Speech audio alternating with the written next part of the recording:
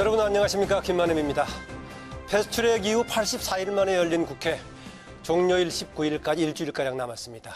미뤄뒀던 산적한 현안들, 6조 7천억 규모의 추경안, 시급한 민생 법안들이 기다리고 있는데요. 그러나 검찰총장 청문 결과 논란, 또 북한 어선 국정조사, 추경 내용 심사 등 곳곳에 암초가 두사리고 있어 완전한 국회 정상화라고 하기에는 과제가 많습니다.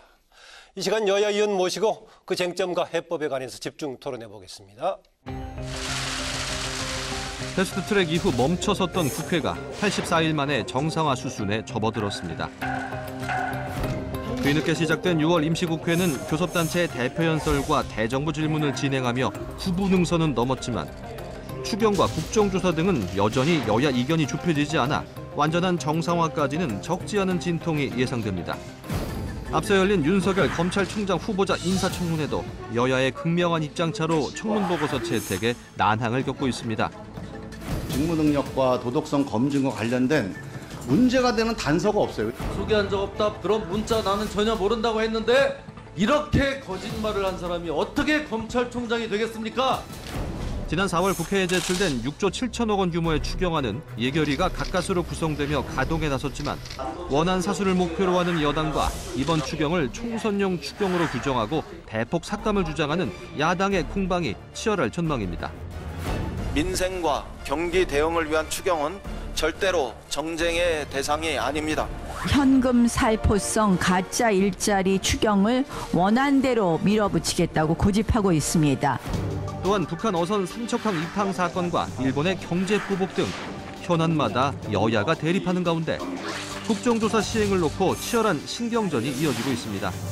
북한 선박 무단 입항 사건은 국정조사를 해야 될 차고 넘치는 증거가 많이 있습니다. 관련 상임이나 대정부 질의를 통해서 충분히 논의할 수 있다고 생각합니다. 완전한 국회 정상화에 걸림돌이 되지 않기를 바랍니다. 과연 완전한 국회 정상화까지 넘어야 할 산은 무엇인지 이번 주 토론당당에서 그 쟁점과 해법을 집중 토론해 봅니다. 오늘 토론을 위해서 두 분 여야 의원 모셨습니다. 더불어민주당 이재정 의원입니다. 어서 오십시오. 네, 안녕하십니까. 자유한국당 정태욱 의원입니다. 어서 오세요. 반갑습니다. 네. 19일에 이번에 종료가 되는 이번 국회 7월 19일입니다만은 명칭은 6월 임시국회죠. 예, 6월에 시작해가지고 6월 임시국회가 되겠는데 그 전에 5월 한 달 동안 아예 열지를 못했고요. 지금 남은 기간이 있는데 남은 기간 동안에 중점적으로 처리해야 될 이번 임시국회 과제 무엇으로 보십니까? 이 의원님. 예, 일단 무엇보다 지금 뭐 추경 미뤄도 이 정도 미뤄본 역사적 기록이 없습니다. 그 기록을 연일 세우고 있었는데요. 2달 반이 좀 넘었죠? 네, 맞습니다. 사실상 추경안에는 시급한 과제들이 당길 수밖에 없는 게 추경의 성격이고요. 더욱이 미세먼지 부분이라든지 사실상 경기 하방에 사전적 대응을 하기 위해서 선제적으로 집행이 됐어야 될 여러 가지 경제 추경도 있습니다. 예. 뿐만 아니라 지난 고속 산불 그리고 또 포항 지진 등 피해를 입으셨던 그 지역을 위한 특수화된 재난 추경도 함께 있는데요. 이 모두 사실은 때를 놓지 않나라는 얘기를 듣고 있을 만큼 지금도 다급한 상황입니다. 추경에 대한 꼼꼼한 심사를 통해서 다양한 의견을 주시는 것도 중요하지만 지금 된 추경 자체가 시간적으로 너무 촉박한 상황에서 심사가 되는 이 시점에서는 정쟁보다는 추경이 얼마나 국민에게 재빨리 돌아가고 제대로 돌아갈 수 있는지에 집중해서 심사를 해주셨으면 좋겠습니다. 네, 특히 추경을 강조했습니다. 이미 늦었지만 남은 시간이 너도 시급하다라는 얘기입니다. 우리 자유한국당은 지금 현재 우리나라는 안보나 외교나 경제가 거의 파탄 수준입니다. 그렇기 때문에 첫 번째 우리 이야기하는 것은 이 정부의 경제 파탄을 가져오게 된 가장 근본 원인인 경제 정책의 방향을 바꾸는 데 우리가 주력하고자 합니다. 소득주도 성장이나 최저임금이나 노동시간 단축에 대해서 이런 부분에 대해서 경제의 실정을 가져왔는 악법들을 바로잡는 것이 우리가 첫 번째 과제고, 두 번째는 이재정 의원님이 이야기하신 대로 추가 경정 예산에 대해서 심사인데, 우리 자유한국당이 생각하는 추가 경정 예산은 기본적으로 재난에 대한 대비용 추경도 아니고, 그리고 또 경기를 활성화하는 데 도움이 되는 추경도 아니다. 그렇기 때문에 진짜 재난을 당한 사람들에게 도움이 될 수 있고, 그리고 경기를 살릴 수 있는 그러한 추경이 될 수 있도록 심사하는 게 두 번째고, 그리고 또 세 번째, 우리나라 안보의 가장 그 문제점이 드러낸 삼척항의 북한 선박, 그것이 간첩선인지 아닌지도 아직도 규명이 안 된 부분에 대해서 여기에 대한 제대로 된 점검을 하는 것이 이번 남은 임시국회의 가장 큰 과제라고 생각을 합니다. 네, 이재정 의원은 이제 선택과 집중 그런 차원의 추경에 초점을 뒀는데 정태욱 의원께서는 여러 가지 지금 과제를 얘기했습니다. 경제 정책의 전환을 가장 우선적인 목표로 삼고 있다는 얘기까지 했는데요. 당장 그 월요일에서 화요일 새벽까지 있었던 윤석열 검찰총장 후보자 인사청문회가 있었는데요. 인사청문 결과 이재정 의원님 어떻습니까? 여당은 지금 이미 적임자로 발표를 했고 정의당도 뭐 동의하는 쪽 같고요. 예. 두 야당 민주평화당도 상당히 초반부터 동의를 했고요. 그런데 예. 어떻습니까? 사람에 충성하는 것이 아니라 조직에 충성하겠다라는 명언을 날렸던 분인데요. 그냥 말만 번지르르 했던 게 아니라 검찰에서의 생활을 통해서 사실상 국민이 지지를 해오던 후보자입니다. 예. 사실 여권에서도 정치적인 목적으로 접근할 수가 없는 분이셨어요. 굉장히 엄격한 검찰주의자로 알려져 있었고요. 국정원 댓글 사건 당시에 외압 의혹을 폭로함으로써 알려졌지만 대부분 저도 그때 당시에 변호사였었는데요. 네. 저는 굉장히 보수적인 분이다. 그러나 원칙적인 분이다. 검찰주의자다라는 평가가 많았습니다. 지금 역시 저는 조금 아쉬웠던 대목은 검찰개혁 의지가 조금 더 구체적으로 드러났었으면 어땠을까 하는 부분은 아쉽지만 그럼에도 불구하고 현재 검찰이 수장으로 될 만한 후보군 가운데서 그만큼 원칙적으로 국민의 신뢰를 다시 회복하는 길에 적임자는 없다라는 생각입니다. 일부 의혹이 제기된 부분에 있어서도 사실상 의혹에 불과하다. 그리고 또 문제 제기된 부분에 있어서는 충분한 소명을 통해서 저는 밝혔다고 보고요. 그런 부분 역시도 공세만을 위한 문제 제기에 불과했고요. 다분히 의도적인 문제 제기로 이미 판명이 났다고 보입니다. 오늘 역시도 뭐 여러 가지 기사들이 나왔지만 후보자가 이미 청문회 과정에서 밝혔던 내용으로 다 가름될 수 있는 내용이라고 생각하고요. 네. 저는 검찰개혁 그토록 힘들었습니다. 하지만 할 수 있는 적격자 그리고 국민이 전적으로 신임하고 신뢰를 보여주고 있습니다. 국회도 화답하면 좋겠습니다. 네, 자유한국당이 가장 적극적으로 반대를 하고 있고 이제 바른미래당도 동조하고 있는 것 같은데 심지어는 뭐 거짓답변 관련 고발 얘기까지 나오고 있던데요. 어떻습니까? 청문 결과. 이재정 의원이 원칙주의자라고 했는데 원칙주의자가 그렇게 막 생으로 그렇게 거짓말을 그렇게 할 수가 있는 사람이 원칙주의자인지 모르겠어요. 그러니까 기본적으로 윤석열 후보자에 대한 시각은 그분이 이 정부가 범정부 차원에서 추진했는 적폐청산이란 이름으로 정적에 대한 수사와 보복에 가장 앞장선 인물이기 때문에 총선이란 중요한 사건을 앞둔 상황에서 누구보다도 공명정대한 검찰권을 행사해야 될 분이 적폐청산이라가 전 정부의 박해에 가장 앞장섰던 분이 이 검찰총장으로 되는 바람직하지 않다. 이번 청문회 과정에서 나타나듯이 어떻게 하루 저녁에 성경이 나오지 3번을 부인하는 것이 아니라 6번이나 부인했는 사실을 거기에 대해서 거짓말로 판명되니까 또 다른 방법으로 또 해명을 냈고 그 해명이 또 거짓말로 나타나는 이런 분을 과연 검찰의 원칙주의자인지 아니면 진짜 정권에 만 충성하든지 아니면은 자기 자신의 안위에 대해서만 충성하는 분인지는 우리가 정말 심각하게 생각해야 될 부분이다 그렇게 생각합니다. 네, 지금 몇 가지를 한꺼번에 얘기하셨는데요. 조금 쪼개서 얘기하기로 하고 일단 거짓답변 논란 3번이 아니고 6번까지 부인했다는 얘기를 하네요. 짧게만 제가 그거 말고 이제 적폐청산과 관련된 부분을 먼저 얘기하지 않을 수 없는데요. 그건 먼저 하십시오. 그러면. 정적을 제거하기 위함이다. 구체적 사건을 들겠습니다. 국정원 댓글 사건이 정치적인 수사였습니까? 그리고 최순실 게이트의 수사팀장이었던 부분, 그 부분에 혁혁한 공이 있어서 국민들이 꽃까지 보내면서 검찰을 환호했습니다. 특검을 환호했습니다. 그것이 정적을 제거하기 위한 수사였습니까? 아무도 동의하지 않을 것입니다. 평가적 언어를 쓰셨는데요. 분명히 윤석열 검사가 눈에 띄는 수사를 했던 그 두 부분은 국민이 원했던 겁니다. 그리고 지금 역시도 다른 정치적 평가를 한다는 것 자체가 역사에 등 돌리는 일입니다. 그래서 저는 전적으로 동의할 수 없고요. 국민의 검찰이 될 수 있는 역사적 입증을 하신 분이다. 수사를 통해서 입증된 분이다라는 생각이 들고요. 네, 일단 적폐청산 관련 동의하십니까? 국정원 댓글 그보다도 수백 배, 1000배가 넘게 댓글 달았는 그 뭡니까 그 킹크랩 사건은 제대로 수사를 안 했어요. 형평성이 안 맞고. 아, 드루킹 관련 예, 얘기하는 드루킹 겁니까? 이야기고 네. 그다음에 뭐 역사가 증명한다는데 전임 정부를 이렇게 전임 대통령을 이렇게 박해를 하고 전임 그 국정원장 5명 있는 거를 다 구속시켰는데 그 내용들이 대부분 어떻게 보면은 법의 잣대를 우리가 공정하게 생각을 하면은 주로 혐의가 직권 남용 부분이라든가 관행적으로 했던 특활비 문제 이런 거였습니다. 그거를 이 정부에 갖다 댔을 때에도 이 정부의 사람들 중에 무사할 수 있는 사람이 몇 명인지 한번 생각을 하면 아까 우리 이재정 의원님이 역사가 심판할 거라 그러는데 과연 우리가 정권을 잡았을 때 그렇게 똑같이 정치보복을 하는 것이 바람직한지 안 한지는 나는 모르겠습니다만 똑같은 잣대를 갖다 대면 이 정부 사람들 중에도 무사할 사람이 별로 없다고 생각을 합니다. 그런 부분에 대해서도 공정하게 역사란 관점을 역사란 말을요 너무 내가 필요하다고 해서 갖다 쓸 게 아니라 역사가 평가한다는 뜻이 아니라 이미 역사적으로는 규명된 사실, 최순실 게이트라든지 국정원 댓글 사건에 대해서 그런 물타기는 저는 받아들일 수 없고요.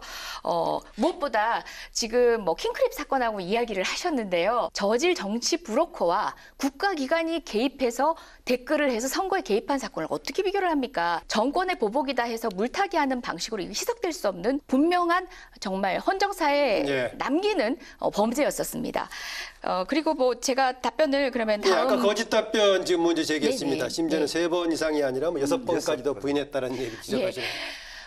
윤석열 후보자가 청문회 과정에서 한 사실은 굉장히 일관성 있습니다. 그 이야기를 기준으로 판단을 하시면 되고요. 그다음에 그 녹취록이 등장하면서 생긴 여러 가지 일들은 이해를 하시면 됩니다. 그 녹취록이요. 기자가 당초에 지금 문제되었던 그 문자 있잖아요. 윤가작이라고 명시됐던 문자를 윤가작이라고 하지 않고 후보자에게 전화를 했다고 합니다.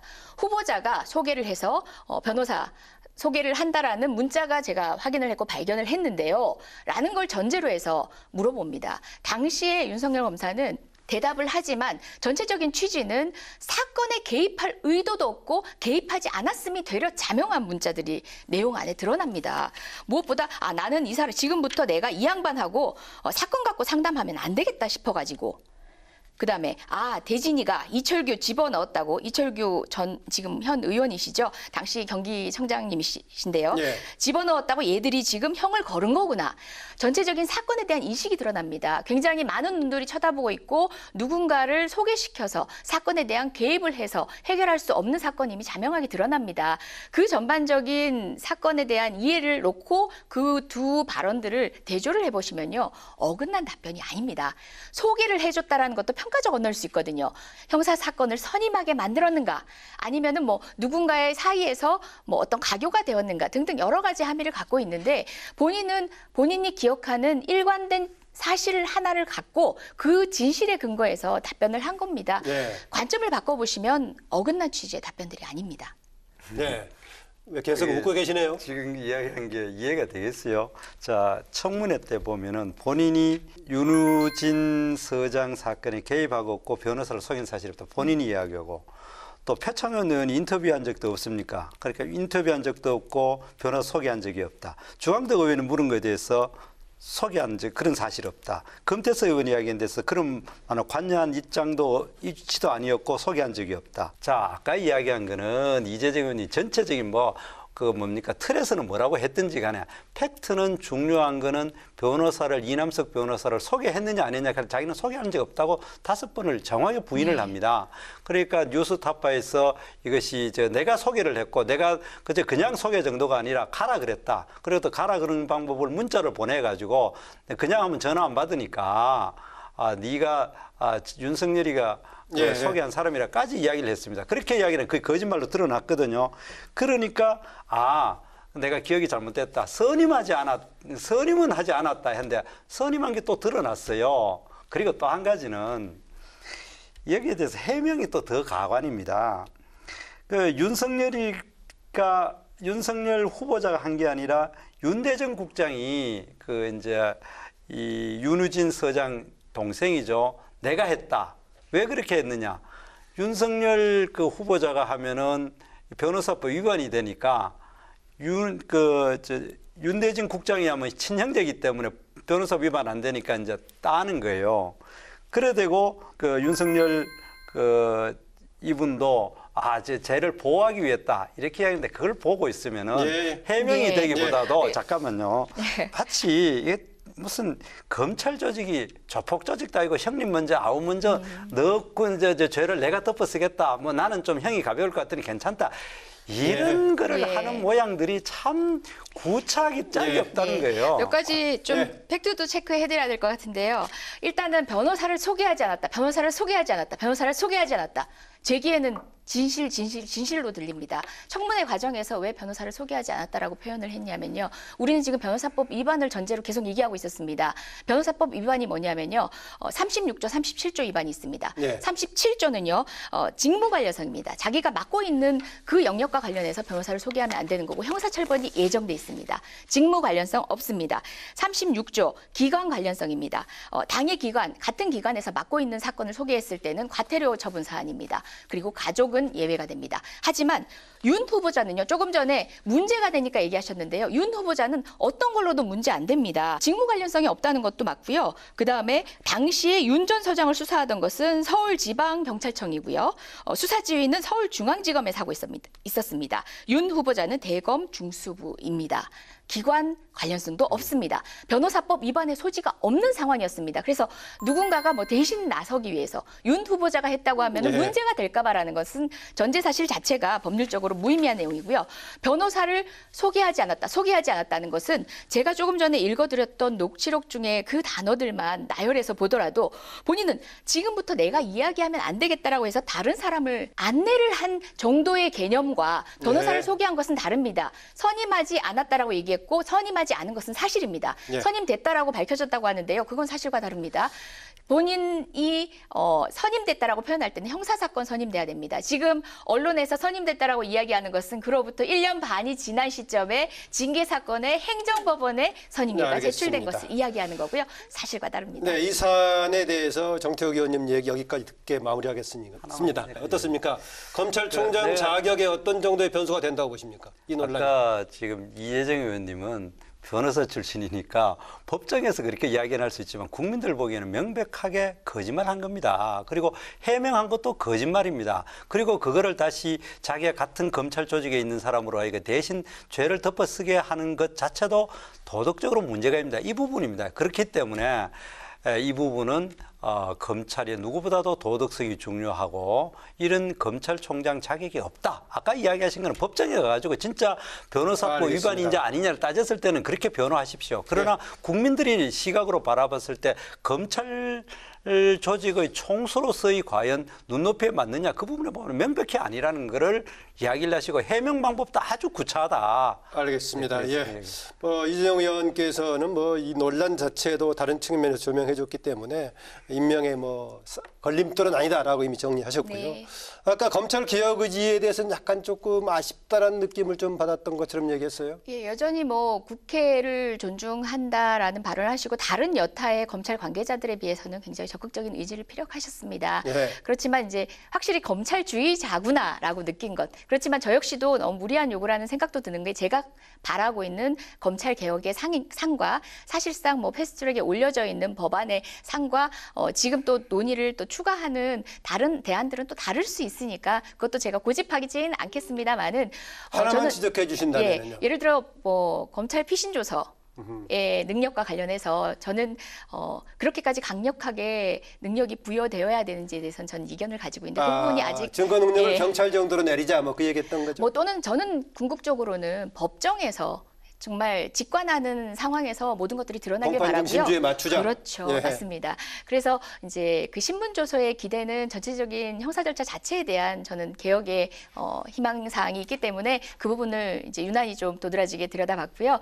윤석열 이 후보자의 장점에 대한 부각이 어려운 청문회가 됐다는 건 좀 아쉽긴 하고요. 그럼에도 불구하고 그가 보여줬던 여러 가지 강직한 검찰 개혁에 대한 의지, 그리고 그가 수사 과정에 있어서의 무엇보다 공정성, 그리고 검찰 개혁의 중립성을 주안으로 두어서 검사 생활을 해왔다는 것들은 국민이 납득하실 수 있을 만큼 설명됐다는 생각입니다. 예, 자유한국당은 청문 보고서 채택에 참여하지 않을 것처럼 보이는데요. 예, 일반적인 관측들은 일정이 되면은 대체로 임명하는 쪽 아니냐라고 분석들을 하고 있더라고요. 그렇죠. 이제 우리가 이 정부가 출범할 때 가장 많은 문제점을 제기했는 것이 박근혜 정부와 불통이라는데, 이 문재인 정부가 가지고 있는 불통은 끝도 없습니다. 장관급을 12명이나 청문 보고서 없이 채택을 했습니다. 오히려 박근혜 정부 전체를 통해 가지고 서너 명밖에 되지 않습니다. 그래 되듯이 이 정부는 분명히 또 어떠한 의혹이 제기되든 간에 또 그대로 밀어붙일 겁니다. 그럼 물론 권력을 가진 사람이 자기 멋대로 하는 것에 누가 맞겠습니까? 그렇게 할 거라고 생각을 합니다. 그러나 그것이 과연 이 정부가 성공한 정부가 될 것이냐? 그래, 이 정부가 실패를 했을 때 그 피해는 결국에는 이 정부 사람들 누릴 거 다 누리고 물러나면 끝입니다. 그러나 그 피해는 지금 우리나라 국민들이 겪는 경제적인 실정으로 받는 고통, 자살하는 사람, 이런 사람들에 다 갑니다. 그리고 이 정부가 외교 문제 잘못 따라가지고 모든 피해는 기업들이 받지 않습니까? 거기에 취직해 있고 그 수출해 먹고 사는 사람, 세금을 내가 그 세금으로 뭔가 연금을 받는 사람들이 피해를 받는 거, 이 정부가 자기 멋대로 고집대로 열심히 하면 할수록 결국 그분들은 문제가 없으면 자기 나오는 대로 하고, 그러면은 그 피해는 전부 다 국민들이 받는 거예요. 예. 틀을 바꿔서 본다면 껌껌이 발목 잡으셨다는 생각은 해보시지 않으셨습니까? 과도하게 발목 잡았다는 얘기입니다. 동의하지 않았는데 임명을 했다. 물론 국회의 동의권이 유보된 것들은 임명 자체가 불가능합니다. 하지만 청문보고서 절차가 채택되지도 않고 그런 상황에 발목 잡기에서 국민이 납득할 수 있는 사람을 임명을 해서 그 사람이 능력을 보인다면 그거는 국민께 득이 되고 정권에 득이 됩니다. 하지만 만약에 말씀하신 대로 정말 국민의 의사는 저분은 부적격인데 임명을 했고, 임명 이후에도 그분이 그 자리에 합당한 일들을 역할들을 못 해내신다면 그 정치적 책임은 누가 질까요? 대통령이 지고 집권 여당이 집니다. 하지만 그 이후에 보여준 국민의 지지는 어땠습니까? 지금 지적하신 사항들은 사실은 여러 여론을 더 되짚어 보더라도 야당의 지나친 발목 잡기, 사사건건 발목 잡기에 기인한 측면이 큽니다. 네, 정부 야당의 일방적인 인사정책이라기보다는 과도하게 야당에서 과도한 발목 잡기였다. 예, 그러면은 답변이었습니다. 우리가 발목 잡기보다도 문재인 대통령이 공약으로 내세운 5대 그 인사 기준 그거 맞추지 못한 사람 많이 확장을 했습니다. 그리고 그 7대 확대가 숫자는 늘렸지만 대폭 줄였는 것이 7대 기준이었어요.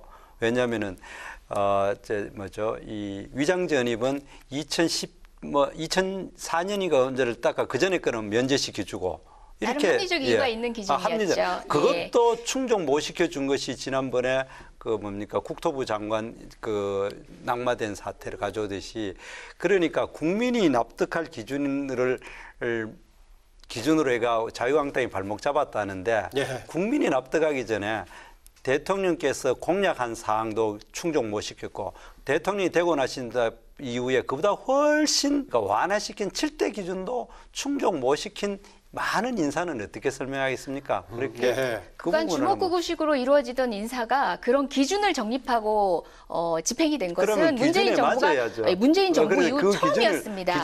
예전에는 5대 기준에 해당하는 사람은 장관이 되는 요건이었습니다. 심지어. 그럼에도 불구하고 현 정부는 5대 기준에 적합한 인사를 여러분께 제안을 드렸고, 말씀하신 국토부 장관 경우에는 우리 여당에서도 이견을 보였고, 그래서 이제 시쳇말로 낙마라는 결과를 맞게 된 겁니다. 국민의 의사를 겸허하게 받아들였습니다. 하지만 여타의 경우에는 위장 전입이라 할지라도 납득할 만한 이유가 있고 그 소위 말하는 기준점을 정할 때 조건으로 걸었던 내용에 걸리지 않았었습니다. 자꾸 5대 기준 위반이라고 하는데요. 면밀히 들여다볼 때 5대 기준 위반자가 장관으로 임명된 적은 없습니다. 짧게 추가하시고 마무리하겠습니다. 변호사님이 되게 너무 말을 잘못하시니까 잘하시기가 힘듭니다.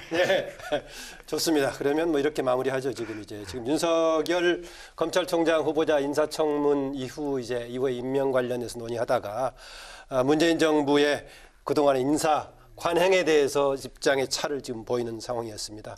이번 임시국회 또 중요한 과제, 아까 이재정 의원께서 얘기했던 추경 관련 얘기입니다.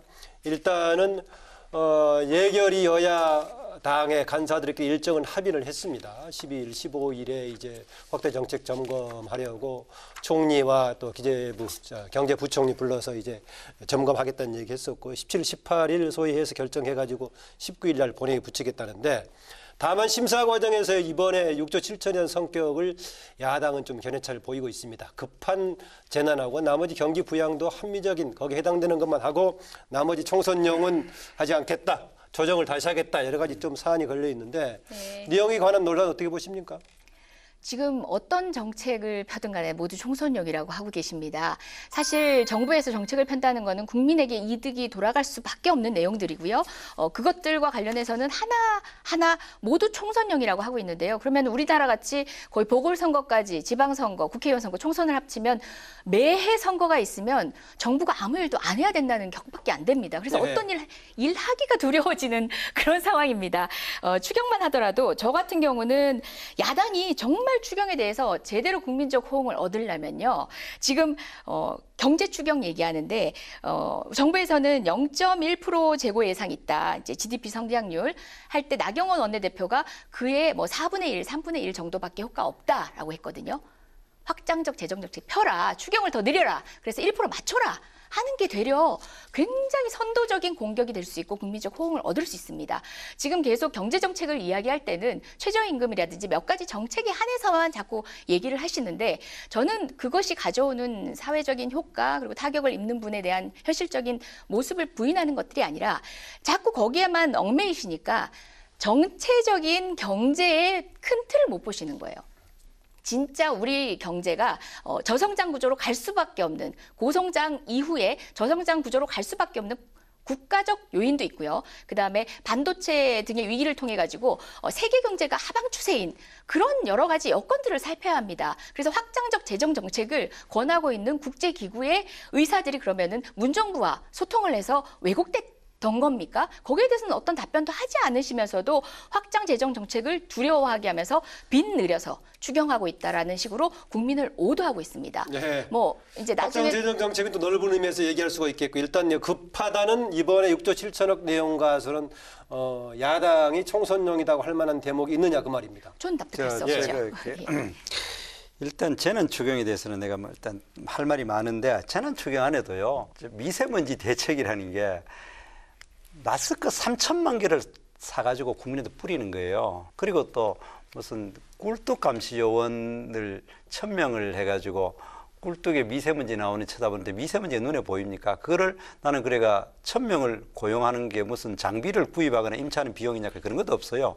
그냥 아르바이트생 하루에 한 4, 5만 원 줘가지고 하는 이런 돈들이에요. 자, 그런 거는 뭐 다 경기 활성화를 했는데 지금 현재 올해 본 예산 자체가 470조 원입니다. 그리고 그건 작년 대비 9% 늘어난 엄청 우리나라 경제 성장률의 3배가 넘는 거를 생긴데 거기에 대해서 이번에 추경은 6조 7천억 1.6%밖에 안 됩니다. 정말 경기 부양 효과가 형편없이 작을 뿐더러 지금 현재 우리나라 경기가 나쁜 이유는 재정이 확장되지 않아서 그런 게 아닙니다. 올해 본 예산 자체가 9%, 9.7%인가 뭐 그렇게까지 확장을 했는데도 경기가 나쁜 거는 잘못된 경제 정책인 소득주도 성장, 최저임금, 노동시간 단축, 그리고 기업인들을 그저 오라 가라 이래라 뭐 수사를 했다. 기업인들을 혼내야 된다. 이런 이야기를 하는 잘못된 경제 정책 때문에 기업이 활성화 안 되지. 그런 정책을 바꾸지 않고 그까지 470조 원 올해 예산의 1.6%밖에 안 되는 예산을 투입해가지고 그것도 빛을 내가 해가지고 경기 활성화 되겠느냐. 그 부분은 반성하셔야 될 부분이지. 이거를 우리한테 이야기할 게 아니고 확장적 경제 정책은 다른 정책과 같이 했을 때 확장적 재정 정책이요. 확장적 재정 정책이 효과가 있는 거지. 다른 거 지금 근본적인 우리나라 경제가 주변 나라가 다 호황이지 않습니까? 그런데 우리만 나홀로 불황에 빠지는 그 이유를 놔둬놓고 추경만으로 이야기하는 거는 좋습니다. 본질 문제 아니죠. 아까 그 정태욱 의원께서 국회의 핵심적인 과제로 정부의 경제정책을 이대로 둬서는 안 되기 때문에 전환시키도록 하는데 우선적인 방점을 두고 있다고 말씀하셨는데 국회에서 어떤 활동을 통해서 전환을 하시겠다는 겁니까? 경제 원탁 토론 등을 통해서 하겠다는 겁니까? 이제 우리가 뭐 원탁 토론을 원하는 건 아니고 오히려 경제 청문회를 하자 했는데 원탁 토론 그것도 해야 되고 예. 그리고 이번에 그 추경 심사를 하면서 기본적으로 경제팀들에게 이 잘못된 경제 정책에 대해서 확실히 바꾸는 입장 전환을 촉구를 하고 그리고 국민 생활을 어렵게 만드는 국민 부담을 가중하는 법을 바꾸고 경제를 나쁘게 하는 여러 가지 법들에 대해서 노동법을 비롯해가 개정을 해야 되는 것이 가장 중요한 선행이 돼야 된다고 생각합니다. 예. 이제 심사 과정에서 그럼 논란이 상당히 크게 예상이 되는데 네. 그러나 대강 합의했다면은 어느 정도 조금 그래도 조금 수렴한 상황이 아닌가 느낌도 드는데요. 예, 뭐 하나하나 항목을 보면 동의하실 수밖에 없는 것들입니다. 심지어 예전에는 재난 추경 없다라는 이야기까지 하셨는데요. 저희 당에서는 사실상 재난 추경의 대상이 되는 지역구를 거론하면서까지 대변인 논평까지 했습니다. 의원님 관심 없으십니까? 이런 대변인 논평까지 했습니다. 그러다 보니까 재난 추경이 있다는 사실 자체는 인정하시는 방식으로 가실 수밖에 없었고 추경을 인정하실 수밖에 없는 형편들은 이제 하나하나 꼼꼼히 들여다보시면 더 납득하실 겁니다. 지금 본 예산 얘기하셨는데 저희 문재인 정부 출범하고는 사실상 국제기구 IMF든 OECD든 요청하고 있는 확장적 재정정책을 제대로 실행해 본 적이 없습니다. 매번 예산이라는 것은 야당과의 합의를 통해서 할 수밖에 없기 때문에 제대로 된 정책을 펴본 적이 없지만 그렇다 보니까 다급한 상황에서 지금도 IMF는 10조 추경을 권고를 했습니다. 한때 뭐 9조 얼마 나왔었죠. 네네. 예. 그럼에도 불구하고 방금도 얘기하셨듯이 지금 이 정도로 가지고는 재고가 얼마나 될지 뭐 우리가 0.1%라고 얘기했지만 그것도 안 된다라는 게 자유한국당의 입장이라면 이 재정 정책에 대해서 총괄적으로 좀 협력적으로 한번 살펴봐 주시면 어떨까라는 확장적 정책 얘기를 하면은 뭐 건전성 문제는 어떻다고 보시나요? 그렇죠. 건전성 문제도 정말 개인의 신용과 똑같이 거시공제를 바라보는 그런 잘못된 틀이 저는 국민을 오도하고 있다고 생각하는데 이제 국민도 조금씩 알아가시는 겁니다. 일본만 하더라도 200%입니다. 뭐 OECD 이제 평균 국가들 보면요, 다들 100% 수준에 육박하고 있거든요. 우리나라가 뭐 40%를 넘어서서 40%가 심리적 저지선인 것처럼 얘기했는데요.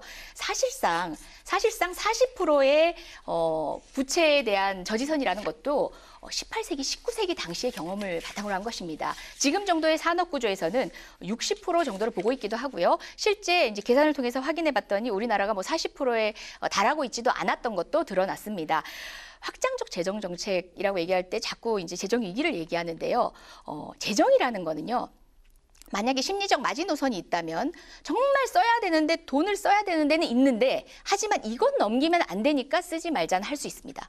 하지만 충분히 우리한테 재정 확대 정책을 시행할 수 있는 여력이 있는데도 불구하고 쓸 수 있는데 돈을 쓰지 말자라고 하는 것은 그냥 한 푼 두 푼 모아서 부자 되자는 개인 경제, 미시적 개인 경제를 바라보는 시각 이상은 아닙니다. 경제는 넓은 시야로 바라볼 필요가 있고 우리나라만이 아니라 비슷한 조건의 다른 나라들은 이것을 어떻게 고민하고 있는지 세계 경제 추세, 심지어 미국과 일본 뭐 지금 중국, 우리나라가 뗄래야 뗄 수 없는 경제 구조에 있잖아요. 여당만 이야기하지 말고 큰 틀에서. 당정 협의할 때 그래 많이 이야기하시고. 네, 좋습니다. 하여튼 재정 건전성 관련해가지고 우려할 수준이 아니다. 더구나 다른 나라들하고 비교해봤을 때 그런 얘기하고 있습니다. 그러니까 지금 일본이 200%이기 때문에 괜찮고 실제로 따져보면 미국도 100%입니다. 영국도 한 7, 80% 되는 걸 아는데 그러나 그런 나라들은 사실 기축통화국가입니다. 기축통화가 미국, 일본, 중국, 영국, 프랑스, 독일 이 정도 기축통화국들은 자기들이 안 되면 돈을 찍어낼 수가 있습니다. 그래도 그런 거하고 우리하고 비교하면 안 되고 일본은 200%가 실제 넘고 240%가 되는데 일본은 통화를 대부분 빚을 전부 다 일본 국민이 95% 가지고 있습니다. 그리고 일본은 오히려 마이너스 금리이기 때문에 미국이 일본 사람들이 정부가 돈을 내면은 일본 정부가 손해를 보지 않고 갚을 의무가 없고 상환만 대환만 하고 됩니다. 그거하고 비교하면 안 되고 우리가 40%가 안 된다 했는데 정확한 논리가 이겁니다. 뭐 개수 조정 이후에는 40%가 안 됐습니다. 그래 그거는 아니 조정 이유가 아니라 국가 부채가 네 종류가 있습니다. D1, D2, D3, D4가 있는데 D1은 정부와 지자체의 기준으로는 지금 38%고 그러니까 정부와 지자체의 부채 플러스 해가지고 국민연금이나 건강공단이나 사학기금이나 그죠 공무원이 보증했는 네. 이것까지 합하면 42%고 그리고 공공기관 부채 한전이나 LH공사 같은 비금융기관까지 합하면은 우리가 지금 60%입니다. 그런데 여기 또 포함 안 되는 거 외국에 없는 것 중에 우리나라가 있는 게 뭐가 있느냐 하면은 금융공기업을 가지고 있습니다. 산업은행, 네. 기업은행, 수출입은행 이런 거는 최종적으로 국가가 보증합니다. 외국에는 그런 게 별로 없어요. 네. 그런 부채까지 합하면 60% 플러스가 한 60%를 훨씬 넘어갑니다. 내가 책임 있는 자로서 내가 얼마라고 이야기하지 못하는 통계조차도 없습니다. 그래야 되고 우리나라는 기축통화국가가 아니고 연간 국채 금리가 2%를 넘습니다. 엄청나게 빚을 놓고 또 한 가지는 IMF 직전인 95년에 우리나라 빚이 몇 퍼센트 압니까? 국가 정부 빚이 D1 기준으로 겨우 7%밖에 안 됐습니다. IMF 직전 당해 연도에 우리나라 국가 부채가 D1 기준으로 11%였습니다. 지금 38%입니다. 증가 속도는 전 세계 OECD 국가 중에 가장 빠르고 있습니다. 그런데도 빚이 겁을 안 난다라는 거는 그리고 아까 또 한 가지 IMF에서 10조 원대로 확장적 기조를 하자라는 거는 그걸 정확히 문맥을 보면은 경기를 부양하려고 하면 10조 정도로 해야 효과가 있다 그러지. 그 사람들이 우리나라 지금 뭡니까 빚이 늘어난 속도라든가 알겠습니다. 우리나라 전반적인 경제 정책 전반에 대해서 이와 같이 기업을 죽이는 정책, 그다음에 급격하고 과도한 소득 수조 성장이나 소득주도 성장, 그다음에 뭐 최저임금 이런 문제는 알겠습니다. 거부하지 않고 그거는 딱 그 문장이 효과가 있으려면 10조 정도는 해야 효과되다. 그 한 문장을 갖고 와가지고 국제 비교 기준에다가 더구나 우리나라는 다른 나라처럼 기축통화국이거나 아니면은 기축통화 역할을 할 수 있는 나라하고 다르기 때문에 취약하다 이런 얘기를 하셨는데 성장률 자체 늘어나는 급하게 늘어났다는 얘기인데요. 일단 이제 잠깐 두 문장으로만 제가 세 문장만 기회를 주시면 아마 이제 이명박 정부가 국가 부채를 한 5% 가까이 늘린 것 같습니다. 그렇지만 저희 그 부분 가지고 문제 삼지 않습니다. 쓰일 때 쓰인 돈이라면은 저희는 그 문제보다는 다급하게 쓰는 것이 더 중요하다고 생각하지만 쓰지 않아야 할 때 돈을 써서 우리는 그 부분을 지적한 겁니다. 하지만 지금은 경기 하방 추세에서 우리는 시급합니다. 재정 집행이 시급합니다. 이번 추경에 한정시켰을 때 어떻습니까? 적자 국제 발행하더라도 해야 된다는 얘기를 하고 있는데 그 부담이었기 때문에요. 지금 아까 이명박 때 5% 늘렸다. 5%까지 늘은지는 확인해 봐야 될 팩트 사항인데 그때는 전 세계적인 IMF보다 훨씬 더 큰 상황인 국제금융위기 상황이었습니다. 그런데 지금은 전 세계적으로 다 호황입니다. 우리나라만 불행입니다. 불황입니다. 이 불황인 이유는 아까 여러 번 이야기했지만은 소득주도 성장, 최저임금, 노동시간 단축, 기업 옥죄기 이런 것 때문입니다. 이거를 해결하지 않고 빚을 늘려가 해결하겠다? 정말 잘못된 정책입니다. 이 경기를 활성화시키는 것은 빚을 내가지고 재정을 늘릴 것이 아니라 잘못된 경제 정책. 그리고 심지어 기업인들을 지금 아까 그 이야기했는 일본의 그 보복, 경제 보복에 대해서 대체 기업인들 불러놔놓고 옥죄는 거 부끄럽지 않습니까? 평택 기업을 그렇게 죄악시해 놔놓고 불러가 대책회의하고 그 얘기 좀 이따 해보기라고요. 조금 전에 얘기했던. 그럼에도 불구하고 세계 경제가 우리 빼고 다 호황이라는 것은 지금 여러 전문가들의 진단과는 다릅니다. 세계 경제 하방 추세에 각 국가가 나름대로의 대책을 다들 경제 정책 바꾸자 하면 안 된다라는 얘기는 어떻게 보십니까? 하고 있습니다.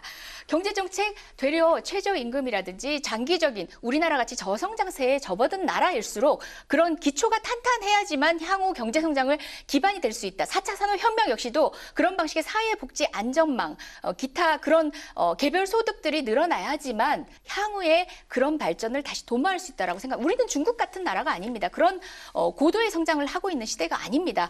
경제정책 전반에 대해서 오로지 최저임금이라든지 소득주도 성장에만 매몰되는 것이 되려 적절한 때에 적절한 처방을 못하는 결과가 될까 봐 저는 너무 염려됩니다. 네, 아까 얘기 나왔던 지금 이제 일본의 경제보복, 통상보복 관련 얘기를 좀 해보겠습니다. 굉장히 중요한 문제인데 여야가 한 목소리로 지금 규탄을 하고 있긴 합니다만은 약간의 좀 시각차도 좀 엿보이는데 이 문제 먼저 야당, 제1야당 소속으로 현재 정부에 대해 어떻게 보고 계십니까? 이 문제는 굉장히 신중해야 되는 그렇습니다. 부분이에요. 왜냐하면 이게 여야가 들다 싸우는 문제하고 달리 상대가 있기 때문에 섣불리 정부를 비판해서는 안 된다고 저는 생각을 합니다. 그러나 저희들이 이 문제를 가져오는 것은 현 정부가 너무 반일 정책을 급격하게 시행을 했다. 그렇게 생각을 하고, 그리고 또 대응에 대한 문제를 내가 또 너무 비판을 이 자리에서 하는 건 적절치 않기 때문에 제가 하지는 않겠습니다만은, 그러나 대안으로 이야기하겠습니다. 대안 중심으로 얘기하십시오. 그러니까. 비판을 너무 하는 것은 바람직하지 않기 때문에 대안 정도로 이야기하면은, 첫 번째, 일본을 바라보는 시각을 적과 악운, 선과 악의 문제를 바라보지 말아야 된다고 생각을 합니다. 그리고 오로지 일본은 일제 침략을 했는 악이고, 그렇기 때문에 우리가 어떻게든 정의의 입장에서 다가가야 된다. 이렇게 하면은 안 됩니다. 일본은 일제가 우리를 침략해가 많은 고통을 준 나라이면서도 또 경제적으로 굉장히 호혜적인 이해관계를 나누는 관계입니다. 그리고 또 북핵 문제라든가 또 북한, 중국, 러시아의 삼각 군사 동맹에 대한 우리가 또다시 이 하나의 이 안보에 중요한 뭐 동맹까지는 아니지만 공동 전선이 필요하다 뭐 이렇게 이런 상황에서 일본에 대한 시각을 오로지 적과 아군이라는 시각으로 바라보지 말아야 된다는 생각이에요. 그런 의미에서 보면은 하나 있고, 두 번째, 이 문제를 자꾸 기업인들을 앞장 세워가지고 총알바지를 이렇게 만드는데 그러지 마시고, 이 문제가 발생하는 근본적인 원인은 외교 문제에서 나타나는 겁니다. 정치 문제에서 출발한 겁니다. 그러면은 대통령께서는 10대 재벌 불러가지고 뭐 회의한다는데 그 사람들 앞장서라는 이야기는 뻔한 거 아닙니까? 대책이라는 게 세 가지 내세웠지 않습니까? 뭐 수입선 다변화하고, 그리고 또 우리 자체 그 기술 개발하고, 뭐 이런 이야기를 하는데 그거는 굉장히 한가한 이야기입니다. WTO 제소하는데 얼마나 오래 걸리겠습니까? 그래 되니까 그렇게 하지 마시고, 이 문제는 문재인 대통령께서 정말 허심탄회하게 외교적인 문제로 톱다운 방식으로 풀어야 될 문제다. 저는 그렇게 생각합니다. 두 가지를 지적해 주셨습니다. 일본을 보는 시각에 대한 점검이 필요하다라는 것과 더불어서 외교적인 차원에서 해법을 풀어야 된다는 얘기입니다. 네, 이 문제를 지적을 하시면서 정부의 대응이 없었다, 그러니까 미리 준비되지 못했다라는 측면에서는 전 동의는 합니다만은 외교의 실패다라는 지점은 납득할 수 없습니다. 왜냐하면요, 자, 이 문제의 시발이 이 문제는 제가 설명을 드리겠습니다.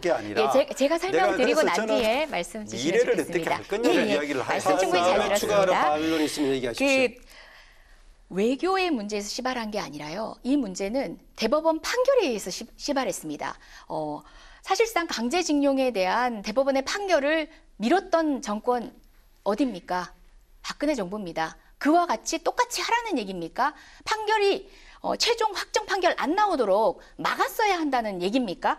감정적 민족주의라는 말을 저는 나경원 원내대표의 교섭단체 연설에서 듣고 경악을 했습니다. 저분이 주문하는 것은 양승태 대법원장 시절처럼 문재인 대통령도 김명수 대법원장 시켜서 이 판결 안 나오도록 했어야 하는 거 아니냐라는 얘기밖에 안 됩니다. 시발은 거기에 있었습니다. 하지만 분명한 것은 그 향후의 일본의 반응, 그리고 우리가 내세울 수 있는 타협안을 일본이 받아들일 수 있는지, 그렇다면 우리는 어떤 조정 절차를 통해서 이 문제에 대한 반발을 최소화시킬 수 있을 것인가에 대한 정부의 대응이 부족했다는 점에 지적은 저도 동감을 합니다. 하지만 이후의 세부적인 전략의 부족은 인정하지만 하지만 반일 감정 이렇게 내세우는 것은 국민을 모욕한 일이라고 생각합니다. 그러니까 제가 생각에 외교 문제가 아니다. 대법 판결의 문제다. 맞습니다. 대법 판결이었으면 거기 대책을 세웠어야죠. 그래 됐고, 지금 이 문제를 자꾸 의병을 일으키자, 일본산 제품을 불매운동하자, 이렇게 해가지고는 해결이 되지도 않고 오히려 우리 기업들과 우리 경제에 깊은 내상만 일으킬 겁니다. 이래 되면은 제가 계속 정말 지금 대응에 대해서 많은 비판을 하고 싶은 마음이 있지만, 제가 야당이지만 우리 당의 기조가 정부 하는 것에 대해서 비판을 하지 말자 했기 때문에 내가 두 가지가, 전체적인 기조에서는 외교에서 출발했기 때문에 외교로 풀어라. 그리고 또 이거는 반일 감정으로 해결할 문제가 아니라 의병을 일으켜야 될 일이 아니고, 왜 광군 떠났고 의병이 일어납니까? 완전 광군 다 죽어버렸습니까? 우리나라 뭡니까? 외교부는 없어져 버렸습니까? 청와대는 없어져 버렸습니까? 정부는 없어져 버렸습니까? 왜 의병을 일으킵니까? 임진왜란 때 관군이 같이 무기력할 때 의병이 나온다는 논리를 지금 관군 말씀하시네요. 다 죽어버리고 뭡니까 예. 우리 임진왜란 때 딱 2번 싸웠지 않습니까? 동래성에서 한번 싸우고 충주에서 탄금대에서 박살나고 난 다음부터 예. 관군이 없어져 버리니까 의병이 일으켰잖아요. 지금 우리 그러면은 지금 의병을 일으키자고 이야기하는 거는 이 정부는 외교부는 없어져 버렸고 총리실이 없어져 버렸고 청와대도 없어져 버렸고 예. 여당도 없어져 버리니까 의병을 일으키자는 거 아닙니까? 정부가 스스로 의병을 얘기하는 그런 건 이야기를 맞고요. 하면은 안 되죠. 굉장히 매력적인 표현을 쓰셨는데요. 정확한 비유는 아니신 것 같아요. 의병을 일으키자고 하는 국민들의 반일 감정은 정부가 유도한 게 아닙니다. 아니, 최재성 의원이 이야기하셨잖아요. 정부는 되려 이제 외교를 통해 풀려고 이제 하고 있습니다만은 오히려 국민이 정부의 뜨뜻미지근한 태도에 더 분노를 하고 있는 측면이 있습니다. 저는 지금 뭐 불매운동이라든지 이런 거 뭐 정치권에 나서서 동조한 것도 아니고요.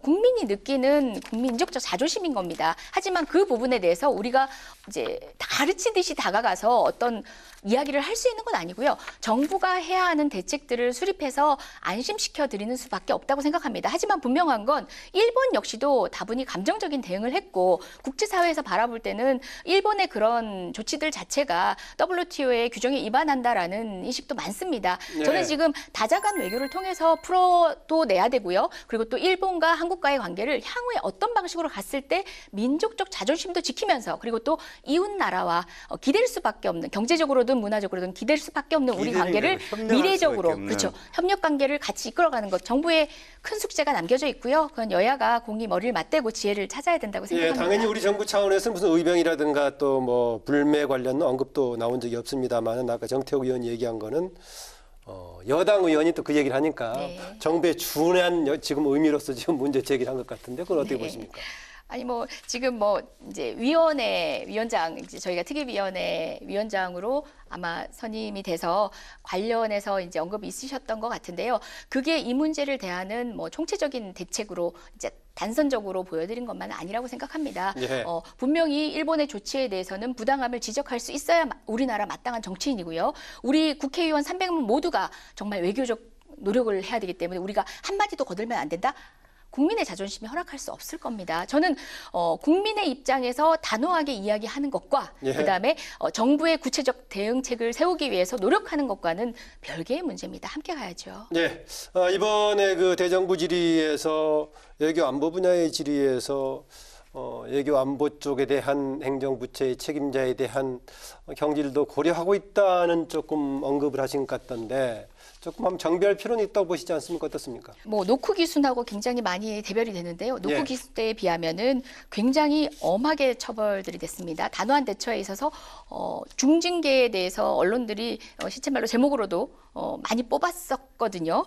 근데 이번에 답변을 하는 과정에서 관련자에 대한 그런 책임을 묻겠다라는 취지로 해석할 수 있는 여지는 없다라고 봅니다. 그러니까 야당 의원이 그렇게 물으시니까 검토해보겠다는 취지로 답변하시는 걸 현장에서 들었는데요. 저는 경계 실패는 인정을 하고 있습니다. 인정을 해야 되고 그래서 관련자 문책 군단장까지도 다 했습니다. 그리고 이 문제에 대해서 어떻게 제고하고 점검할 수 있을 건지에 대해서 국방이라든지 국회 대정부 질문 과정에서도 충분히 드러내고 있다고 생각하기 때문에 제가 처음에 질문했을 때 일반적인 외교안보 전체를 질문했었는데 답변을 이번에 지금, 이제 목선 목선 관련 얘기하시니까 이 관련해서 그대로 들어가자면은요. 한국당에서 여전히 지금 국정조사 필요하다고 얘기하고 있습니다. 네네. 그러니까 국정조사라는 것은 국회 자원을 쓰는 건데요. 국정조사는 모든 사안에서 다 하면 좋겠지만 그러기에는 한정된 자원과 또 국가 예산을 동원하는 일이기 때문에 저희는 안배를 해야 합니다. 안배할 때 그 정도의 비중은 아니다. 그렇죠. 국정조사를 발동할 정도의 비중은 아니고요. 이명박 박근혜 정부 당시에 일어났던 어떤 기순 사태에 비해서도 단호하고 엄정하게 대처를 했습니다. 뿐만 아니라 기억하시는지 모르겠지만 그 노크 기순 말고 대기 기순 때 있잖아요. 2015년도 기순 당시에는 경계에 문제 없다라고까지 했습니다. 왜냐하면 당시에 지형적인 상황의 특수성을 살펴가지고 경계에 문제 없다고 하고 그냥 문책 없이 넘어간 적도 있습니다. 하지만 뭐 그것과 대별할 뜻이 아니라 대별해 보더라도 정말 노크 기순 이상의 책임자 문책을 했고요. 관련돼서 재발하지 않도록 제도적 보완을 해야 되는 부분도 자명하게 드러났습니다. 저는 국정조사는 사실상 지금 온갖 우리 산적한 과제들을 이 하나의 목선 하나의 블랙홀로 빨아들이기 위한 정치 공세 이상은 아니라는 생각입니다. 이후에 책임 조치 충분하게 했다. 이후에 제도적인 문제는 개선 과정에 있다라는 얘기입니다.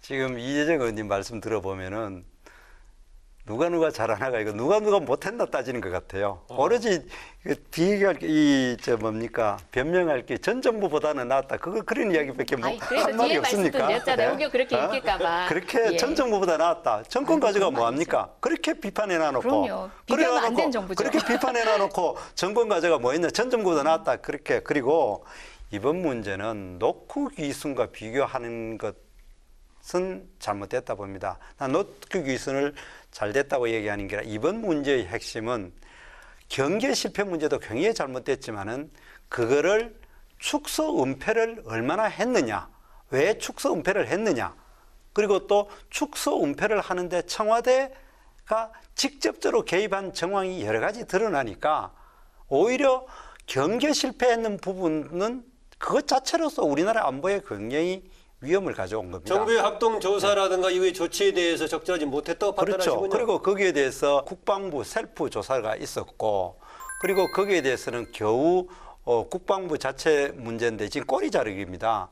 이 문제의 핵심은 국방부 내지 해경청과 이런 데 경찰서, 이제 우리 경찰청 삼각의 그 경계를 실패한 부분이 첫 번째 한 부분이고, 두 번째 부분은 이것을 국민에게 발표하고 하는 과정에서 축소 은폐한 것이 얼마나 축소 은폐를 했느냐, 이런 부분이고, 어떻게 축소 은폐를 했느냐, 왜 그렇게 했느냐라는 것이 두 번째 의문이고, 세 번째는 여기에 청와대가 얼마나 개입했느냐, 이것이 의문입니다. 지금 이야기하시는 그 이재정 의원님 이야기에는 노크 귀순과 해가지고 경계 실패에 대한 거 이야기하는데, 실제로 더 이 사태의 핵심적인 문제는 축소 은폐를 왜 국민을 저렇게 속여도 되느냐라는 측면하고, 그거를 또 더구나 예를 들어 경찰청이나 해경청이나 국방부는 문책이 두려워가지고 뭐 했다는 걸 인지상정 이해할 수 있어요. 우리가 비난을 하지만.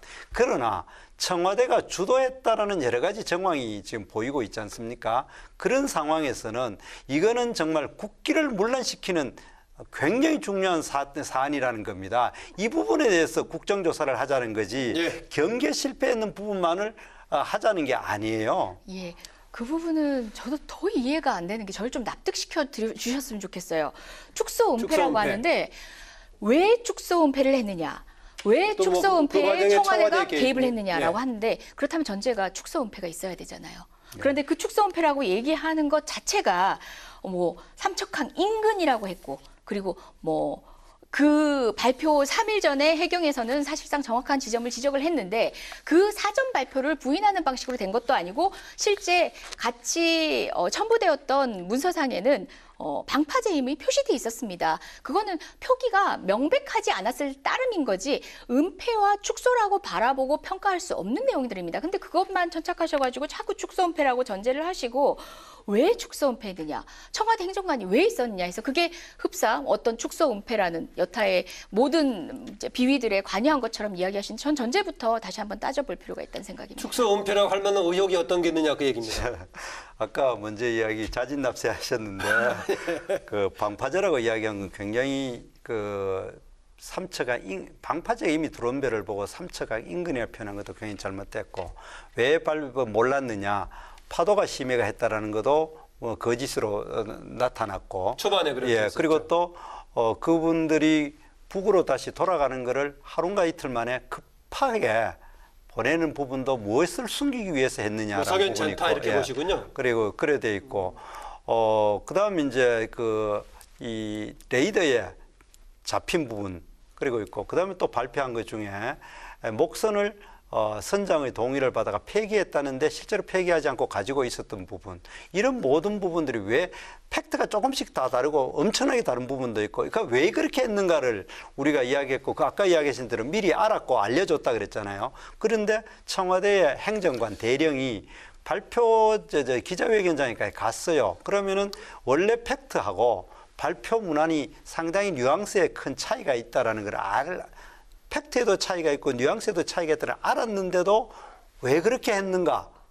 그것이 바로 팩트가 많이 잘못됐고 뉘앙스가 잘못된 그 축세 은폐라는 거고 그 발표를 하고 하는 데 있어가지고 청와대 행정관이 갔었고 그 하는 것에 국방부는 빠져라 경찰청이 빠져라 뭐 이렇게 이야기가 지시한 것이 우리가 보기에는 청와대라는 겁니다. 그렇기 때문에 청와대가 좋습니다. 개입됐다 이렇게 이 부분에 견해 거예요. 차이가 있으신데 그렇습니다. 이제 정태욱 의원님 그러면은 견해 차이가 있는 부분을 해당 상임위에서 따져볼 수 있는 거 아니냐라고 지금 이인영 원내대표 등은 얘기를 하는데 이거는 그보다도 훨씬 더 규모가 큰 국정조사로 가야 된다. 그렇게 생각하고 있습니다. 예. 단순히 우리 국회 상임위라는 것이 말 잘하는 사람 나와가지고 열심히 하고 일방적으로 우기고 끝나지 않습니까? 그 정도로는 끝나서는 안 된다고 생각합니다. 예. 그냥 국정조사에 청와대 관계자 불러 세우시고 싶은 거 아닌지 다시 한번 되묻고 싶습니다. 사실상 축소은폐라고 얘기하는데 가장 중요하게 제일 먼저 지적을 했던 게 그 삼척항 인근이라는 건데요. 그보다 며칠 전에 해경에서 정확하게 표현을 했습니다. 이미 발표한 거고요. 해경은 문재인 정부의 기관 아닙니까? 이미 발표를 했고 삼척항 인근이라고 왜 했냐 하시는데 삼척항 인근이라고 적힌 그 같은 문서에 첨부된 지도에는 삼척항이라고 방파제라고 표시가 돼 있습니다.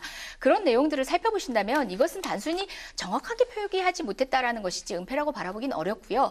그 북한 어선을 돌려보내는 과정 역시도 그거를 국정조사에서 좀 이야기해 주세요. 국정조사에서가 아니라 상임위에서 이미 말씀을 드렸고 납득하실 수 있는 수준의 해명이 되었다고 생각합니다. 알겠습니다. 어쨌든 간에 이번에 지금 이제 19일 날로 일정이 잡혀 있는 마감되어 있는 6월 임시국회 7월 19일입니다만은 지난 4월 말부터 이제 국회가 제대로 열리지 못해가지고 84일 만에 이렇게 열린 거 아니겠습니까? 그리고 추경의 경우는 제출된 지 2달 반이 좀 지난 상황인데 이런 상황에서 어쨌든 간에 마지막 마무리를 잘해야 그나마 이제 유정의 미를 거뒀다라고 할 수 있겠는데 그러기 위해서 주문하고 싶은 말 마무리 말씀으로 듣고 싶습니다. 정태욱 의원님. 임시국회 얼마 안 남았지만 정말 이 정부가 경제 실정을 가져온 근본 논인에 대해서 반성하는 기회가 돼줘야 되고 그리고 또 이제까지 많은 국정의 문제 정말 적폐가 쌓이고 있지 않습니까? 이 부분을 반성하는 계기가 되는 임시국회 그렇게 되었으면 좋겠다 생각합니다. 네, 이정 의원님. 예, 나경원 원내대표의 원내대표 연설 뒤에도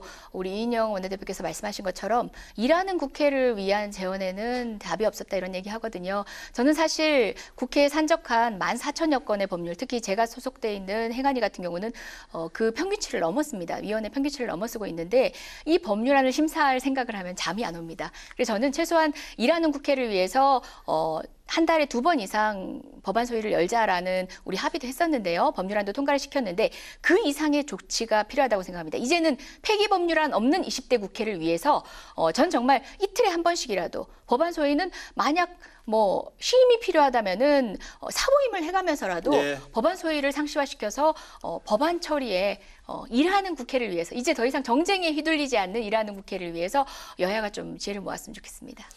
여야당 의원들이 모두 국회가 역할을 좀 제대로 하자라는 쪽엔 대개들 동의하고 있는 것 같습니다. 이걸 위해서 지금 이제 뭔가 입법적인 뒷받침 필요하면 해야 된다는 얘기를 해서 준비도 하고 있고 발의하는 법안도 있기도 합니다만은 현재로서는 지금 우리 국가적인 과제로서는 일본과 관련된 문제가 중요한 것 같습니다. 이번 임시국회에서 여야가 일본의 경제 보복 조치 철회를 촉구하는 결의안을 처리하기로 이렇게 의견을 좀 모았습니다. 모처럼 여야 한 목소리에 국민들은 내심 좀 든든했을 겁니다. 남은 임시국회 기간 동안 하나되는 여야 모습 간절히 바라면서 토론당당 오늘 여기서 마무리하겠습니다. 안녕히 계십시오.